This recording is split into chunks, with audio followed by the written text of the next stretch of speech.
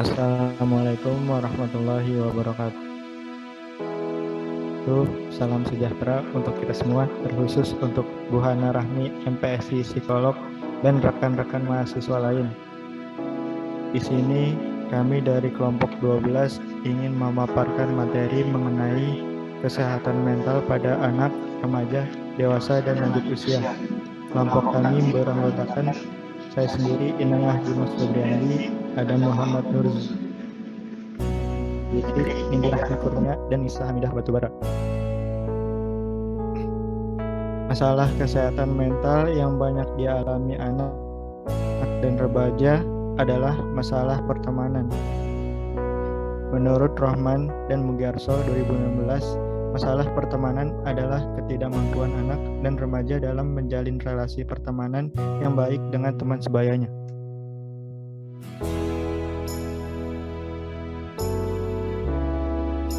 Lalu untuk mengetahui kesehatan mental anak, penting untuk melihat faktor dalam diri anak, keluarga, dan lingkungan.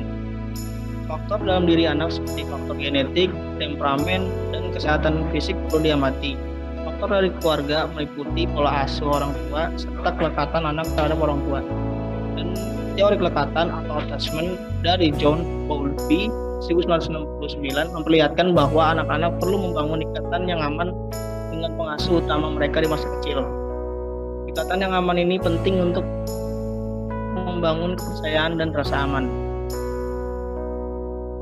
Lalu pembagian ya atau masa dewasa dini atau young adult. Dewasa awal adalah individu yang umurnya antara 21 tahun sampai 40 tahun. Masa dewasa awal adalah masa penentuan kemantapan dan masa reproduktif, yaitu suatu masa yang penuh dengan masalah dan ketegangan emosional.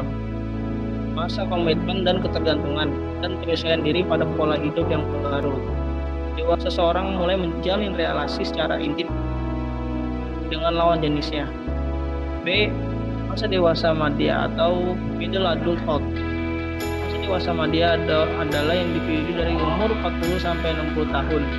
Karakteristik yang menyangkut pribadi dan sosial antara lain adalah masa dewasa madya merupakan masa peralihan di mana laki-laki dan perempuan menanggalkan ciri-ciri jasmani dan perilaku masa dewasanya dan memasuki suatu periode dalam kehidupannya dengan ciri-ciri jasmani dan perilaku yang baru. Lalu akan dilanjutkan dengan teman saya.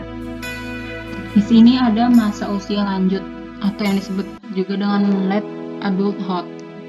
Usia lanjut adalah periode terakhir dalam rentang kehidupan seseorang manusia. Masa ini dimulai dari umur 60 tahun sampai meninggal, yang ditandai dengan adanya perubahan fisik dan psikologis yang mulai menurun. Yang terakhir ada usia lanjut atau bisa disebut dengan lansia. Usia lanjut termasuk dalam kategori usia dewasa akhir yang dimulai dari umur 60 tahun. Proses menjadi tua adalah proses yang alamiah, sering terjadi ditandai dengan adanya penurunan kondisi fisik, psikologis, maupun sosial yang saling berinteraksi. Pencapaian tugas perkembangan bisa disebut dengan menghasilkan rasa harga diri dan penerimaan diri saat seseorang meninjau kembali tujuan hidup. Menerima bahwa beberapa ada yang tercapai dan beberapa ada yang tidak. Peran orang tua dalam kesehatan mental. Yang pertama ada memperhatikan tugas perkembangan anak. Tugas perkembangan anak dapat dipelajari orang tua sejak sebelum kehamilan, tentang fase perkembangan anak seusai usianya dan tugas yang perlu dilalui anak. Yang kedua ada menciptakan hubungan kelekatan, membangun hubungan menggunakan anak, bukan hanya kehadiran fisik beserta anak, melainkan adanya komunikasi serta kelekatan emosional. Yang ketiga ada menciptakan kepercayaan diri anak ketika anak telah mulai membagikan impian buat melakukan secara mandiri, berikan kesempatan mereka untuk melakukannya. Yang keempat ada membentuk suasana positif waktu di rumah.